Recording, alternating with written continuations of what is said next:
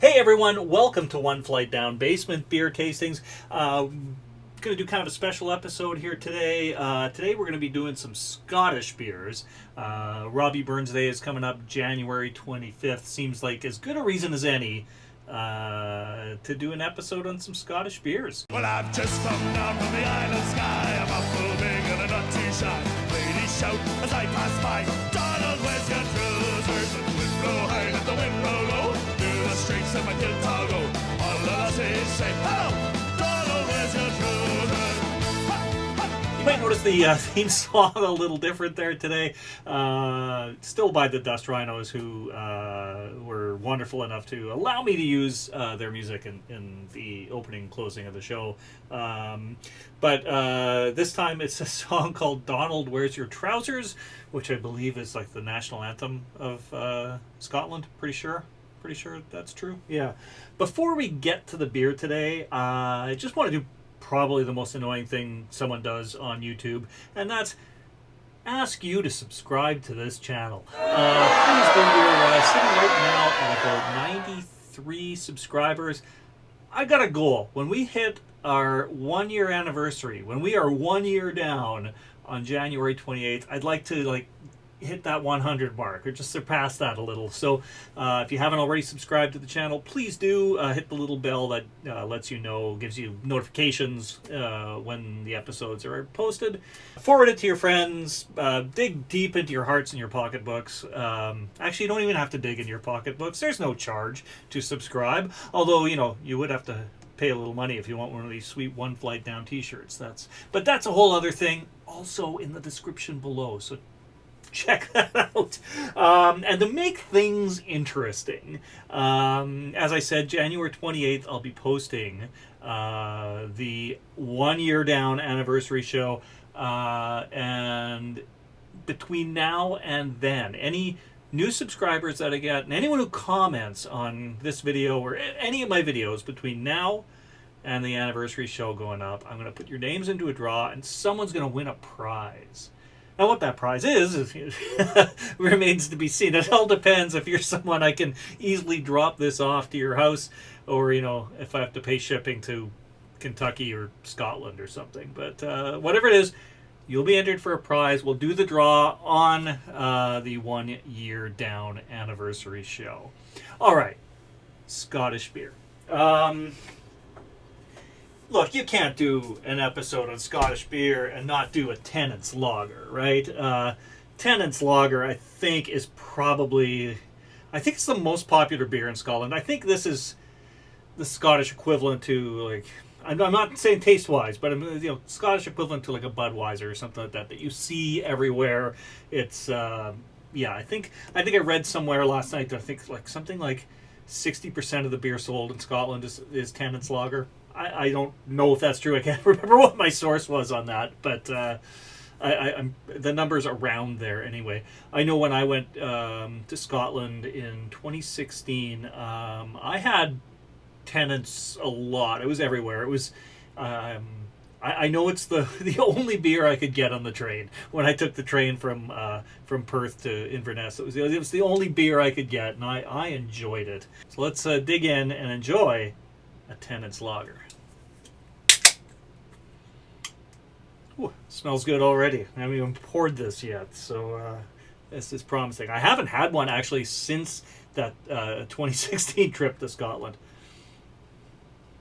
So a thing on the beers I'm doing today, I've got two Scottish beers that we're doing, and they're basically what I could find in the local liquor store in the lead up to Christmas. It was kind of like the last time I was there. There wasn't a lot to choose from, but I did manage to find a couple of Scottish beers that we'll feature today. One of them, of course, being the Tennent's. There we go. You can actually see what it says. So apparently since 1885. So let's take a look at this here. So the color is quite pale, actually. Nice head on it. Nice white frothy head. Let's go in for a sip.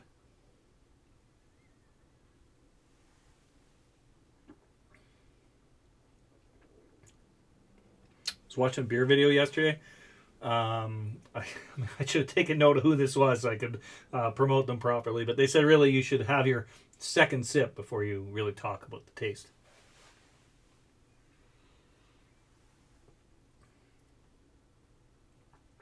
Yeah, that's nice and refreshing. It's, it's a lager. It's not coming at you with any like crazy. I've done a lot of beers on here lately that have got like pretty out there taste. This is a beer that tastes like a beer. But it's quite nice. It is, what's the percentage on it? It is 5% alcohol. Doesn't give like IBUs or anything, but it's not like overly bitter or anything. Good, really nice mouthfeel to it.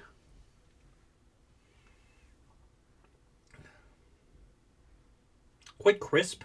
A crispness that I really enjoy. If you're pounding back a bunch of beers at the pub in Scotland, this would be great for sort of like your go-to for that kind of a scenario.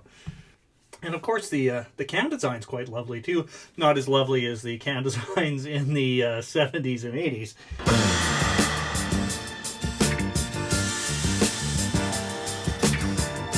Yeah. I remember these from when I went to Scotland when I was 13 years old. I remember my uncle had a bar in his bedroom. I'm pretty sure that's the case. My uncle lived with my grandparents and had a bar in his bedroom, and he had a bunch of those cans featuring what I've recently learned are called the Lager Lovelies.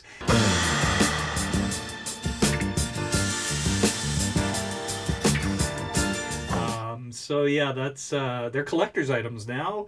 That's what I always remembered about Tennent's Lager until I ever actually had one. You can see here, there's a few shots of me drinking in Scotland, having a Tennent's Lager or something in a Tennent's branded glass. And there, of course, is my cousin Mark and I in front of the Creepy Wee Pub. And I'm only sharing that just to brag about the fact that I was once at a place called the Creepy Wee Pub. All right, so before we move on to our next Scottish beer, we're actually going to do a little bit of a detour here. We're going to do a Scottish-inspired Canadian beer. Why? Because I have it in my fridge and it kind of fits the theme of the show. This is from the Russell Brewing Company in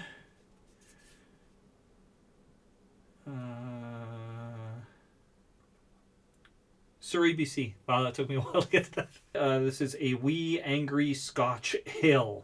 And actually, I almost did this as a separate video.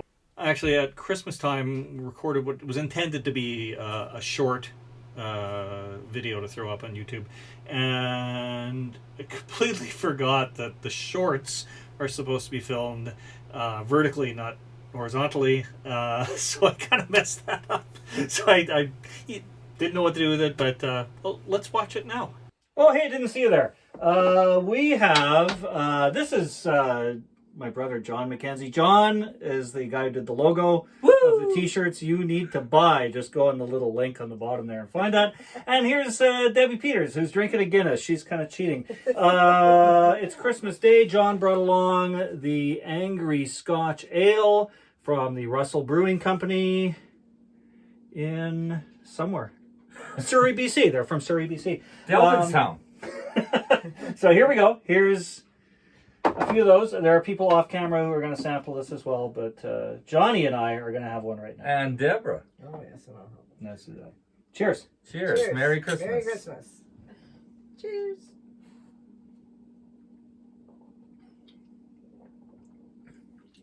That's pretty Scottish, eh? It's Strong. Doesn't taste kind of like my Guinness. But stronger. A little bit. It's thick and heavy. Thick and Yes. heavy, very Scottish. Merry Christmas, everyone. Cheers to y'all. Aye. Kind of amazing how much that video aged over the last 2 weeks. All right, so let's try this again. The Wee Angry Scotch Ale. And why is it that Scottish people in media are always portrayed as super angry men? Scottish women are portrayed as angry, but Scottish men always are. At least I think most people's idea of people from Scotland is Willie the groundskeeper from The Simpsons. So this is a nice dark color. See, when I look at it under the light a little more, like you can see a reddish tinge to it. It's kind of like a deep brown, I guess, but there's definitely a reddish tinge. But it's quite dark. Again, a nice head on this. A little more of a tan colored head than the Tennent's had, which makes sense with a darker beer, of course. I get foam on my nose. Okay, yeah, I'm getting really big malt notes on the nose here. Again, not really a surprise. A lot of darker Scottish beers are on the maltier side, so they got that right in Surrey, BC. So let's try this out and see what we get here.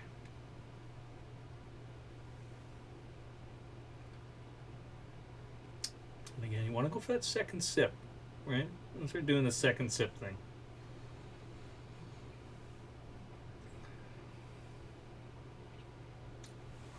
All right. That's nice. That's really nice. It's got a very kind of oaky feel to it. A very, it's a bit of a smokiness to it. I'm going to say what they were going for, and this is probably close to like a McEwen's export. I haven't had one of those in a long time, but growing up here, that was about the only Scottish beer you could find in our liquor marts. I know I didn't really find a lot when I went there before Christmas to look for stuff for the show. But I think part of that is supply chain issues and stuff like that. But growing up, yeah, McEwen's I think was the only Scottish beer you could get here. And I had that occasionally. My dad would have some in the house, and when I ran out of beer I liked, I would have one of those. I mean, my palate was a lot less refined in those days. But I did, it's that sort of heavy, thick, kind of oaky, smoky sort of a experience that I got from the McEwen's. Like, that's what I remember, and that's definitely what I'm getting from this. Time to move on to our next Scottish beer. And as I said, there were only two I could get. I mean, I was looking, I would have got like Belhaven or McEwen's, like I mentioned before. But what I got, and I'm excited about this because it is something I don't think I've actually had. It's the Innis Gunn Original. I have had Innis Gunn here where I live. The Innis Gunn Lager is our liquor stores, beer stores always have it in stock. It's a really good beer. I've had it many times. There's also a mango variety that is available here regularly. That is really good. I've had both of those, but I don't know if I've had the original. I've had a number of bottles that were aged in special casks and things like that, but this one I don't think I've ever had. So it says here this is single malt whiskey cask matured, aged 51 days. So apparently the Innis Gunn Original, their flagship beer, is aged in single malt whiskey casks.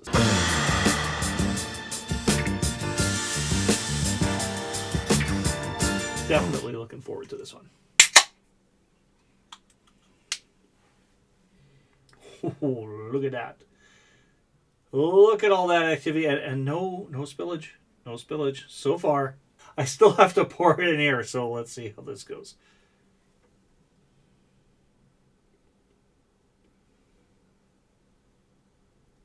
Yeah, we're definitely getting, actually, not as much head on this as I thought there would be from that open, but yeah, that's what, like almost a 2-finger head. Almost, not quite. Also, before we taste this, I just want to give a quick shout out to Don's Beer Reviews. Don's Beer Reviews on YouTube, a fellow beer reviewer from Dunbar, Scotland. His videos are very entertaining. I just feel like if I'm going to do a video doing Scottish beers, I should do a little shout out to Don. So there you go, Don. Let me know, Don, what you think of the Innis Gunn original. Yeah, a little bit of a maltiness on the nose, but nothing big.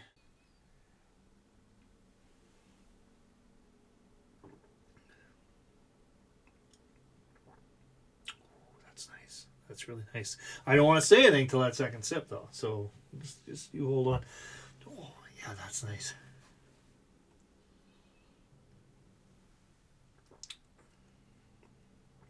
God, that's like having I don't know, like a really spicy kind of a cake or something.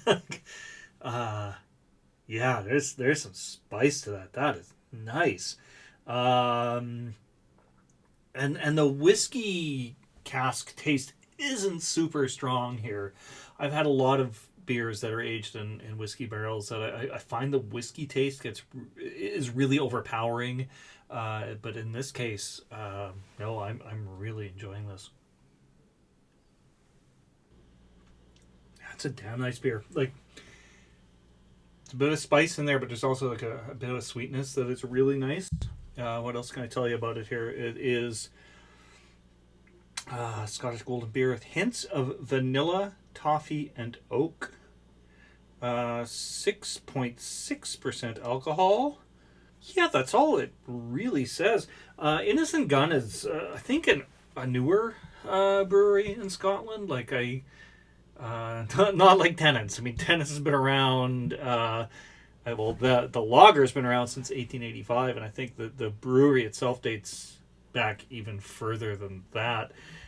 I mean, according to Wikipedia, it was founded in 2003. So yeah, so it's not an old brewery. It doesn't have a lot of history there, but I think it's right now, at least where I am in my part of the world, it seems like it's kind of like one of the biggest brands in Scotland.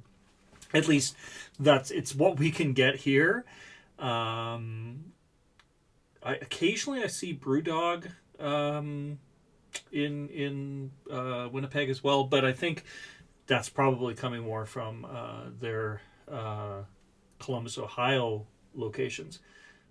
One day soon, I hope to be able to travel to Scotland again and see what else they have beer-wise. But as I find more Scottish beers here, I will do them on the show from time to time.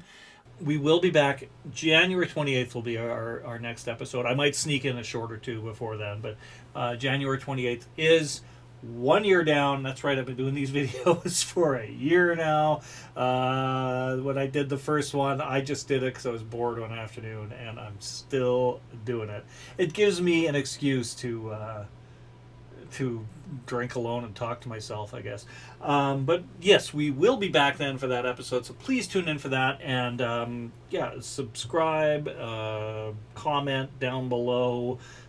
Tell your friends, tell your enemies, just get me that 100 subscribers. I mean, if we don't get to 100 subscribers by the next video after making this big plea, it'll be kind of sad, won't it?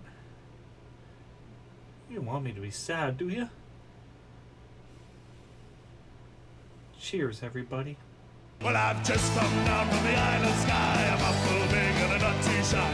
Ladies shout as I pass by. Donald, where's your trousers? Let the wind blow high, let the wind blow low. Do the streets and my kilt I'll go. All the lassies say, hello! Donald, where's your trousers?